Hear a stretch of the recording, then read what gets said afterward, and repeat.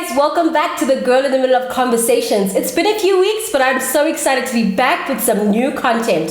So today I was thinking about, actually this morning I felt like shooting something, so I thought let me get myself together, finish my admin and get to shooting. I wanted to try a different format. I know you guys don't hear a lot about anything that's not emotional. A lot of the times in my videos I go about lessons or something that I can kind of teach or whatever, but today it's simply about the shows that I'm watching, some interesting things that I've picked up. It's obviously not all of the shows, but I thought that I would try out this format and see if it's of interest at all to hear what I think about the shows that we're probably all watching right now. Now with COVID as well as the pandemic, obviously a lot of people have started to jump onto other different apps that offer you different type of content. I know there's Apple TV, there's Showmax, Hulu, Zeus, Netflix, our favorite DSTV, whatever it might be that you're exploring. I know DSTV is like, okay, really stop, but there's a lot of people who consider DSTV to be a luxury, so I am naming it because there are a lot of people who are both entertained and surprised by how many channels you can get on DSTV. So I think I'd consider it one of those.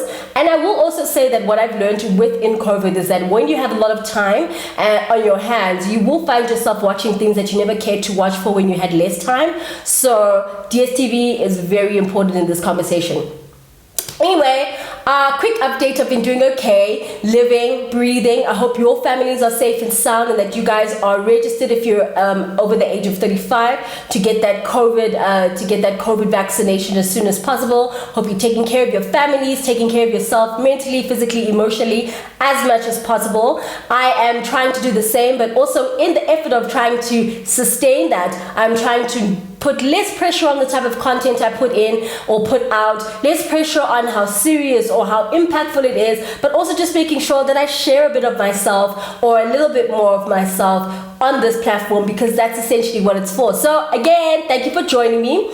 I've got a few notes, so if you see me looking down, I'm just looking at my notebook. But yeah, I just wanted to start this today talking about some of the shows that have stood out anyway in the last few weeks. There's obviously been tons, guys. COVID has been happening for a minute, so there's obviously been tons.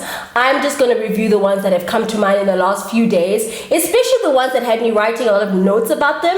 I am so into pop culture. I am even more into television and the production of television and the lens in which it's produced. So I think this is going to be something that's very enjoyable for me. I really hope that you find it the same. First off on my list of things to talk about is the announcement that Harry will be writing a book. Prince Harry is writing this book, honey. We thought the interview was enough of a jab, but he is writing this book. You know, when I first heard it, I thought to myself,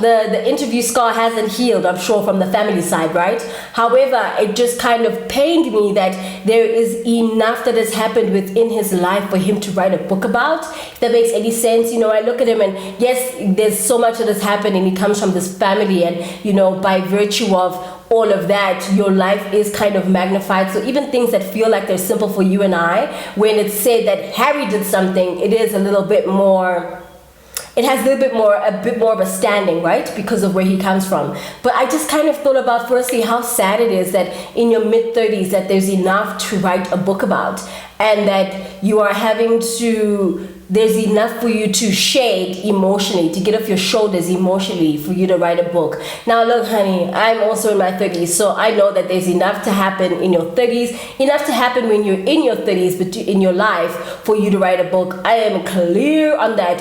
If I had to write a book, sweetie, I would not run out of things to say. But I guess it's just magnifies the fact that so much has happened already for him and so much that is public that has questions around it that he may feel, maybe let me set the record straight. And this is how usually books work, right? People kind of take all of the things that people have been questioning for the past years, some tidbits that people might know nothing about, and they put all of that information in a book. And so for me, I'm just like, oh my goodness, I can't imagine how much has happened that we might not know. And I guess I was thinking about what type of format the book was going to be in as well. And I don't necessarily expect expect Harry to give us, the 4110, and this also happened, and this also happened. By no means. I think he also made a really good statement where he stated that this is not about me being a prince, but this is about, or this is with the understanding of me being a man and not a prince. And I think that distinction that he was trying to make was, firstly, I think, a buffer for his family, so that they realize that outside of the experience of being a royal, I am still a man fundamentally. And as a man that is having an experience of being a man in my body, this is how I have viewed things. Regardless of what his family's intentions were to keep him happy, regardless of what the overall intention has been from his family side, I do think that he deserves a chance to just put his truth out on the table and to do it in his own way. I also think that it speaks a lot to, the tenacity of his mom. And I think about how she kind of worked with the media and worked with the media, but also had a difficult relationship with the media. I see those correlations with Harry as well. Yes, he's got a difficult relationship because of the different the intricacies around his relationship, the hoo-ha around his relationship, etc., etc. However, there is a side that he is now carving where he is the owner of the conversation, where he is able to facilitate a conversation that he can put at the forefront what he wants to say before the media decides to turn it into what they want to say. And I think when you write a book, that's what it gives you the luxury to do, right? It gives you the luxury to map it out the way that you want to, with no interruptions, no questions that are going to throw you off, but just the honesty of what you want to put out and what you are sure from your heart of hearts that you can put out, regardless of what your family's reaction will be. I was thinking about the family reaction as well, but I don't know. I just think that overall, besides the fact that this is a family matter, and I actually heard, I can't remember who it was on TV, I heard them speak about the fact that it's like, oh, this is a family matter. Do you want to put a book out there on top of the interview, on top of this and that? Do people really need to know anymore? And I think that Maybe this is the time. Maybe this is the time for people to start seeing the royal family as just another family with normal issues. Maybe this is the time for people to start, dismantling that idea of perfectionism around the royal family. But also, maybe, as a man, and being Harry the man and not the prince, he's looking at himself as a husband, as a father, and he's looking at the people who he's trying to build a family with and whether they're protected or not. And so I feel like that lens of protecting his family right now is almost more important than what the family might say or what the repercussions may be. Yes, and this is the thing, right? You live in a pop culture bubble, so the intention or the purpose around your life is somewhat to entertain to a certain extent, right?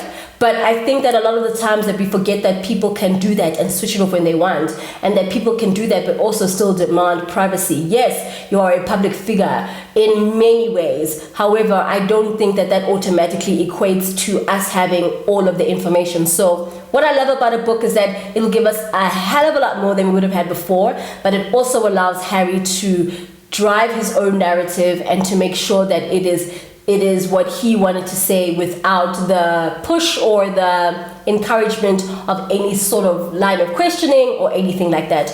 No offense to Miss O. Everybody who knows me knows that I love Miss O, and I love the way that she interviews, the way she penetrates to people without them even realizing that they're putting it all on the table. So I am definitely for her, but what I think of what the book will do, it will allow him to sit down and think intricately about things and also give us revelations, give us thoughts and hindsight, which I think would be a really beautiful thing to experience of Harry. I also think about Harry from the context of a peer, and I think when we were very young and Princess Di had passed away, Lady Di at the time had passed away, he was about my age. And so I just feel like it would be very interesting to hear Harry's opinion about his life at his age, having gone through, I'm sure, a multitude of things that are very different to what I've gone through, but the fundamentals of the 30s, the fundamentals of the 20s stayed the same. There were girls, there were parties, there were obstacles, there were mistakes, there were this, there were that. And I just would love to see what perspective he's going to take the book in. So that is something that I'm super excited about. I can't wait to see what he has to say.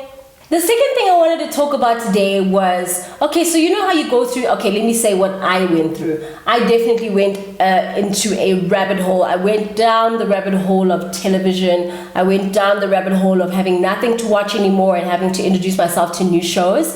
And I guess when I was looking at Twitter specifically, a lot of the people, especially my mutuals, talk a lot about Love Island, Temptation Island, all of those types of formats in terms of shows. And the one thing that has always stood out for me there is that, like, I felt deeply unrepresented or misrepresented, whatever the word is, maybe both.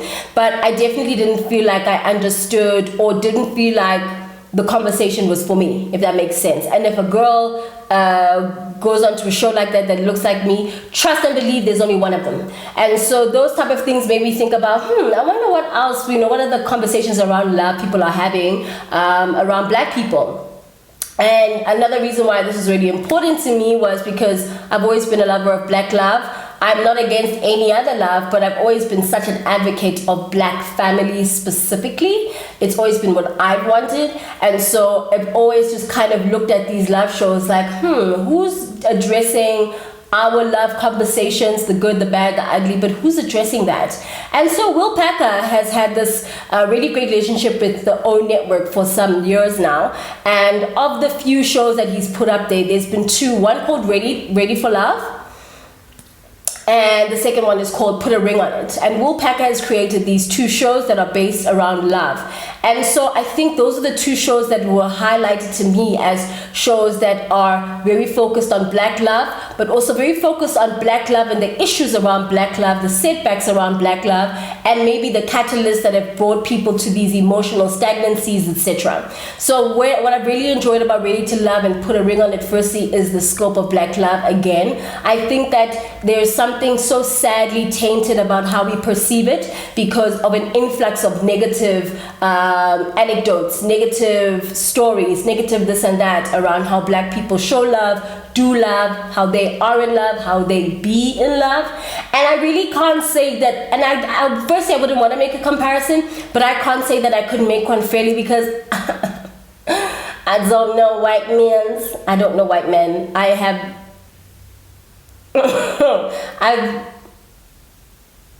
I know two white men, but if we're gonna look through the whole list, that two is probably what, 5% of my full 100%. Do you know what I mean? So I don't think I know white men. I don't know their tendencies. I'm not going to also excuse them and say, oh, but white men are serious and they do this and that. I don't know. So I guess from my place of knowing Black love, wanting Black love, putting my energy into Black love, this resonates with me a lot more. Also because of the type of issues that these couples have. These issues that these couples have are just so relatable, and I think that's why I really love it. Let me be real and say that I'm definitely a Ready to Love fan more than I am a Put a Ring on It fan. I see why he needed to put a ring on it. The format makes sense. It was time for, there's space for more in terms of Black love and narrating that on TV. I get it.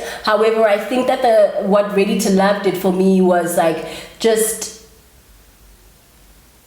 remind me of how much other Black people think that love is important. What the role of having a solid and great partner plays in your life, how that changes your life, how we can possibly emancipate you from things that you've been holding on to. A lot of the times we think that we've got to come in perfect and I'm going to give it another 3 years, 2 years, deal with my triggers and my traumas. Baby, you got to walk into the next relationship with all of that stuff, honey. You've got to walk into the relationship. You're gonna walk into the relationship with all of that stuff. And it's not about then taking that stuff and then putting the bag on the table and saying, okay, this is yours to deal with for the next few years. No, it's really about taking whatever is still with you and being honest about the fact that it's still on your shoulders. And then when it starts to highlight itself as a trigger, then you're able to have a new conversation with a new partner about how you're wanting to fit that into your relationship. I wouldn't say fit a trauma or trigger into a relationship, but rather how you want to fit the healing into this relationship. So it was really, really cool for me to see the Ready to Love format in that sense, because you have a whole bunch of people who are coming in from And the format goes to different places. Goes to Texas. I think the first season they went to Atlanta, second season Texas. Last season was in Washington, D.C. And they go to the country where there's a lot of like saturation of black people, saturation of black successful people who are thriving in their careers possibly, and then maybe on the love side having a plethora of options, but not finding, the right match. And I think with shows like Ready to Love, you start to realize that it's not that you haven't found the right match. It's just that because there was no format that was forcing you to address yourself, you're not realizing or taking moments to pause and notice the things that are messing with the relationships you were in. People often leave relationships and feel like, oh, well, if they could have done this and I tried my best, and if they just, not really putting a lens on what they are bringing into the relationship that changes the setup of the relationship, not realizing what they're dragging into relationship from past relationships without editing it for a person who has nothing to do with that trauma. So it's all of those things put together where I feel like when there's a format in place and there are challenges and there are this and that where you've got to look at yourself physically, look at your dating patterns, speak to your ex-girlfriend about your dating patterns from somebody who's been with you. I think all of that is just such a cool lens to have when you are looking to settle down and make a decision with somebody that you want to be with for the rest of your life. And what I love about Ready to Love is that it really combines, just people who are so focused on living the best of their lives and then trying to find a person to do that with.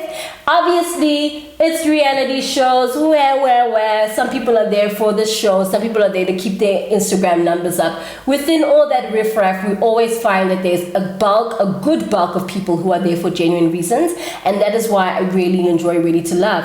I really love the format. I love Black Love. I get excited about the focus on Black love. I also get excited about, when Tommy has conversations with the men, he is having real conversations about what men are doing wrong in love, what he has learned in the love of over 2 decades. I really love that lens. I also love that you get to see black men in a softened form. There's so much aggravation and tension around a black conversation, let alone with black men. And your first reference when you think of black men is definitely not a positive one for most people. From my perspective, obviously it goes romantic and it goes to other places, but it still isn't a good perspective. Like, it's not a good thing. Like, when I think about black men, the first thing that comes to mind is not great. So I feel like with shows like this, it's either you're going to really listen to what black men are going through from their perspective and understand why it's not great, or you're going to listen to what these black men are saying and feel like there's no growth. However, I do love the fact that they're talking. I love the fact that they're talking and that they're talking amongst themselves and that they're figuring things out about themselves with each other while they're within this dating process. So I'm so obsessed with that. I know it's so, like, yes, I get the mechanic and this is what happens and then people get voted out, whatever. Like I say, I watch TV for very different reasons. I watch a TV show myself, so I first watch it to just check what I would steal in terms of lighting, blah, blah, blah, but also formatting and things like that. But I think the third thing, and probably one of the most important things for me, is just what I take out of it. And what I take out of Ready to Love is just, that reinforced belief in black love. What I'm sad about is definitely, the reinforcement or the being haven't spoken in a while. I think that the one thing that I take out about it, or the thing that makes me sad, is the reinforcement of the fact that as broken as I thought black men were, they really are. A lot of these relationships within Ready to Love, and I might be be biased. I'm a woman, right? I may be. However, what I noticed, and I had this conversation with a friend on WhatsApp, is that there is a common thread of black men that are just like, I'm ready to love, I'm ready to do this, I'm successful, blah, blah, blah. All that's missing is my queen. Same narrative. But then when it gets to the nitty gritty of being responsible, communicating consistently, blah, blah, blah, they all have something to say like, oh, I felt like she was too pushy. Babes, we have 6 weeks to decide whether we're going to start a relationship and be ready to fall in love. What did you think you were doing here? For you to go on 2, 3, 4 dates with me, and then for me to expect for there to be consistent communication because this feels like courtship. If this is not courtship, then be inconsistent and cut it off. But you can't say that it's too pushy or I'm too cloggy or too clingy, because I would like for you to be consistent with the calls that you make to check in on how I'm doing, maybe good night text messages, things like that. When you're courting, those things should be consistent. They should be consistent in the relationship, full stop. It is a red flag for me when there are 9 out of 12 men complaining that so-and-so got too clingy after 3 dates. In the context of 6 weeks, you've got about 9 dates. So if you are at that place after 3 dates, that's a third of your experience gone. And I just feel like that's what frustrates me and makes me sad, because it's just like, these are the same things you deal with men on a daily basis. It's like you took me when I was sitting in my corner minding my business, and you decided that you wanted something with me. And then when it was time to ignite that something, now I'm left to carry the load of making it something. It's just not fair. And I don't have the answers about why black men do this or why men do it. Like I said, I don't know other men, so they probably all do it. But I'm just saying that the one sad thing is seeing those correlations between my everyday life and how men who have accomplished this and that, entrepreneurs, big lessons, worked with teams with different personalities, lots of experiences in life, and then you're gonna come to my relationship or our relationship that we're trying to build and give me less than, miss me. I'm gonna calm down. I do think that I should do a separate thing about Ready to Love and break it down note by note, because that show was a trigger, but also just such a lesson. Cool. And now speaking about, Put a Ring on It. So the thing about Put a Ring on It is that I've just started it. I'm a few episodes into season 1. I see season 2 is out already, so I'm looking forward to finishing season 1. The format around Put a Ring on It is that they bring in 3 couples, and those 3 couples then start to go on dates with different people that they have never met before, so that they can learn different things about themselves. The unique thing about these 3 couples that are invited into this format or process or program is that they've probably been together for a long time, had the same recurring issues, and now they're looking to learn something different about themselves with other people. There are obviously rules: no kissing, no intimacy, nothing funny like that. I think the core of what Put a Ring on It wants to do is help you learn more about yourself, remember past things about yourself, using the energy of a new person, basically. And so I guess that's the one thing, is like the people who are coming into the system, it's sad because some of them are looking for love, but the reality of it is that they are a vessel to help the existing couples get closer to what used to make them the best couple, what used to ignite this and that, who I am at a date versus who I am at home, and why those things are different. And so I think what Put a Ring on It does is it allows you to challenge those things. Obviously there's the drama of no one wants to see their girlfriend or boyfriend go on a date with someone else, and obviously they're going to get the most good looking people in town. I mean, it's a show after all. However, I do love the fact that I've seen in some episodes people take out some very interesting things about themselves by virtue of how they treat a new person, or realizing things about themselves by virtue of how they felt and on a new date, as opposed to how they feel on a date with someone they've been with for 14 years. That to me says that you can then take that lesson and think, what about me has changed in this setting? What about this setting feels so comfortable that no longer lends itself to the same kind of feeling in my relationship, and so I think it's a great thing in that way. Not my favorite format by any means. Again, it's black love, so I'm for it, but I do feel like there's a spicy edge to put a rig on it, in the sense that, you know, I feel some of the men are just like, there was some guy who was like, I can't wait to go on this date, I hope she's got a fat ass. Like, babes, why would she need to have a fat ass? Honey, if there are rules and nothing's happening, why is it important for that? You see, that's my... That is why. This is my thing. Is put a ring on it format is just like... But also, any format can be whatever it is. For me, I think if you're going to come in and just be the douchebag that you are, you're going to be a douchebag on any format. You go to Ready to Love and you won't be able to hide the douchebaggery. You go to Put a Ring on It, you won't be able to hide the douchebaggery. You go to Love Island, Temptation Island, whatever it may be, you will not be able to hide your douchebaggery. So the one thing that I feel so bad about a Put a Ring on It, it just feels like after a few years of a relationship, there's something that is innately lackluster that sets in. And I think that it definitely happens on both sides. My longest relationships was 6.5 years. So honey, I can definitely identify things that changed within me, of course. However, there's some things that they're not things that you count as obstacles in a relationship. You know, there's the ups and downs of relationships, babe. Serial cheating is not an up and down relationship. I'm sorry. I did not say it's a deal breaker for me. I'm saying that cheating is not to be considered as an up or down. An up or down is the things that happen because of clash of personality, growing together, growing apart, blah, blah, blah. Cheating is cheating. It is not an up and down of a relationship. Cheating is a choice. It is unacceptable. It is a lot of things. Cheating is many things, but it is not an up and down. I'm so sorry. And I feel like Put a Ring on It again highlights how men kind of see that as something that, oh, that's happened. How are you not over that? And again, what I hate that part makes me sad because it's just such a trigger.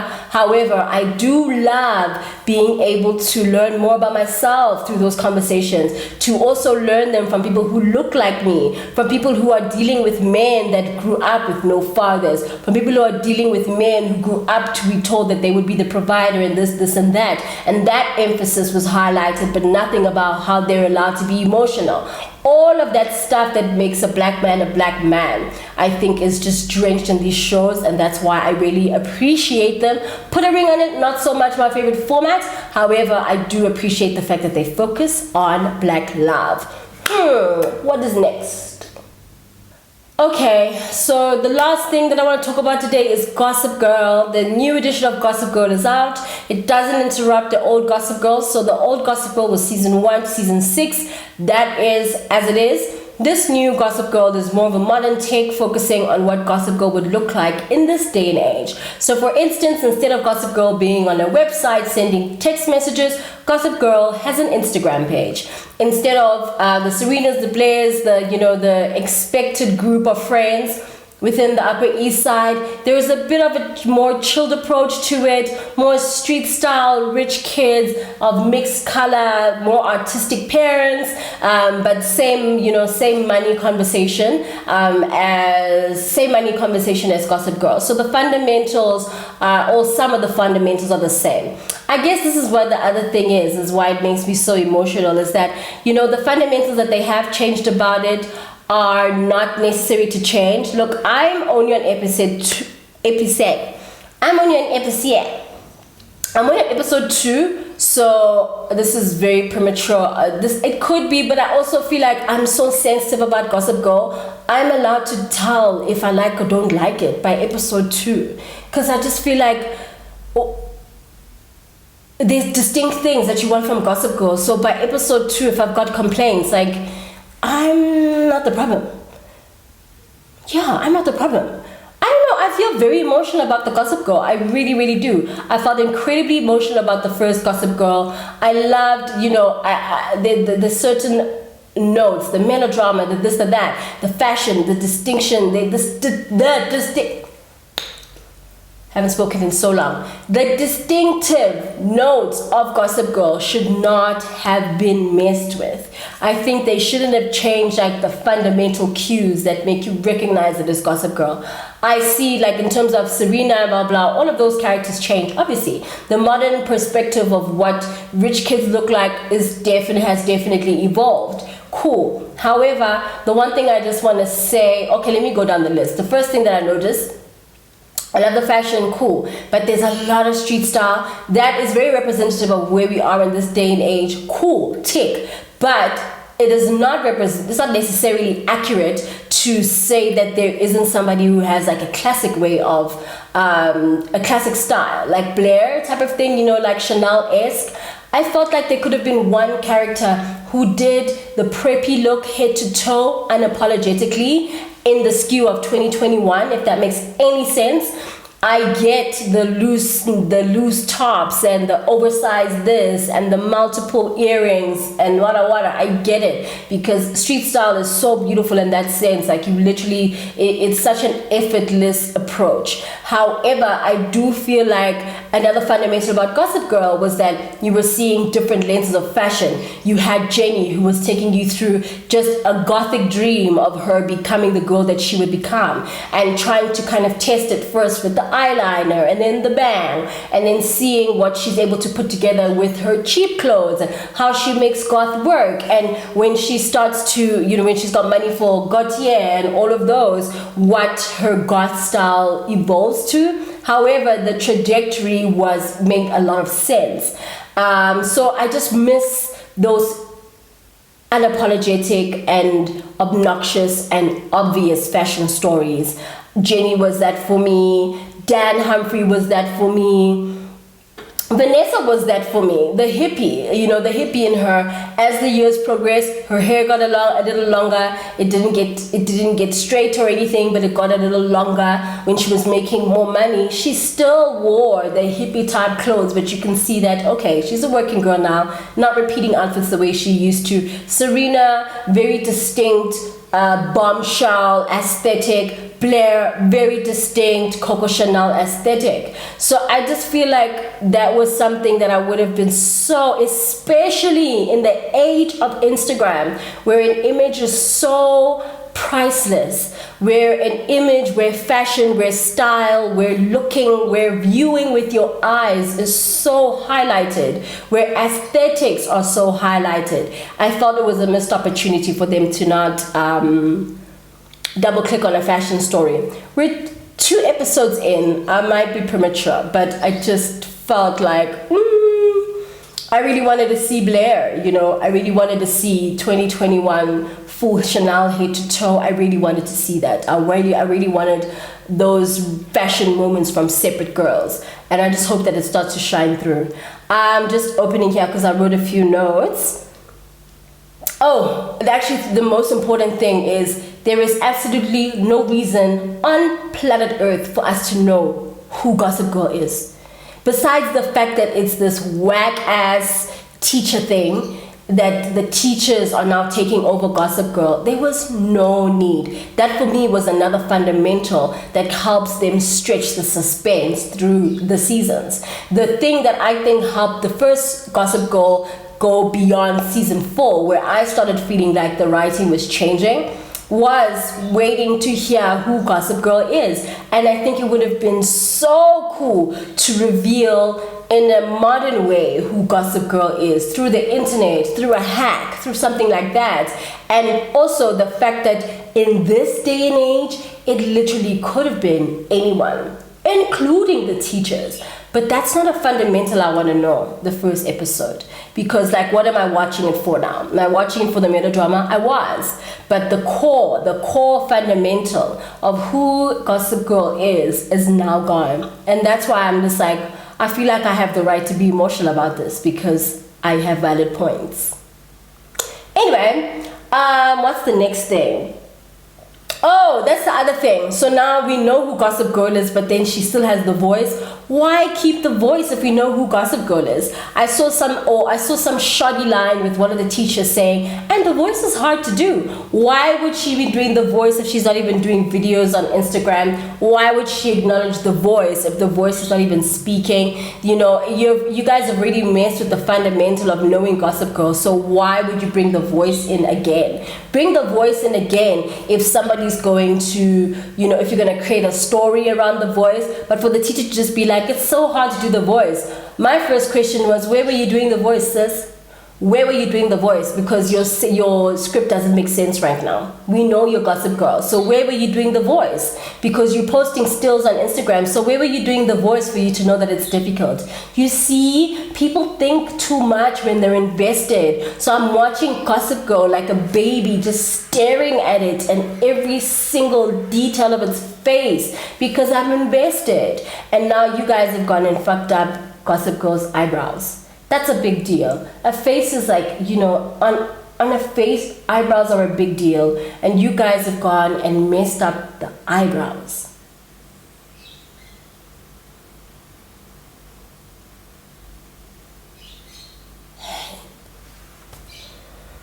I don't know. I guess that's the thing with the sequel. I guess that's the thing with the sequel, right? Everybody probably comes into the room with, oh, we haven't done this, we haven't done this. Or they probably look at the fundamentals and think, how can we change them? How can we make them more interesting? That is the problem. Leave the fundamentals to be what the fundamentals are. If Gilmore Girls were to come back, there'd be no need for Lorelai to be different, no need for any type of fundamental changes. What we want to see change is what has organically changed, right? If you're looking at the time that Blair and them were in high school to now, that's about 10 years. So what has changed in the climate of people who would be on Gossip Girl in 10 years? What has changed in the Gilmore Girls' life after 10 years? You don't need to reinvent the fundamentals for it to be interesting. And I think this was like it just felt like a reinvention on 300, and I don't know if I'm for it, but it's only episode 2, so I'm going to keep watching because I'm invested, and I'll let you guys know how I feel about it. Those are the shows that I wanted to talk about, but also most importantly, I wanted to keep it as short and sweet as possible. Let me know if you like this format. Let me know if you care about what I'm saying. I don't know if I should do a weekly where I watch something and then do a review. I don't know yet, but I definitely know that I really enjoy talking about the shows. The other thing is that these conversations are happening anyway. I am sitting on the couch having this conversation. If I'm not having this conversation, I'm sitting on the couch WhatsApping about what the hell is happening on this show. So I might as well share it with other people who are watching this show. Let me know what you think. Let me know what you're watching. Let me know what you're enjoying. Let me know what you wouldn't recommend. Let me know what is at the top of your list, and let me know what you want to hear from me. It's Friday today. I am in spring colors because I felt like I said, I woke up this morning and thought, video. So I've dressed up for you guys. I've tried to be as vibrant as possible for you guys. I've missed you dearly, and I can't wait for the next episode. Mwah!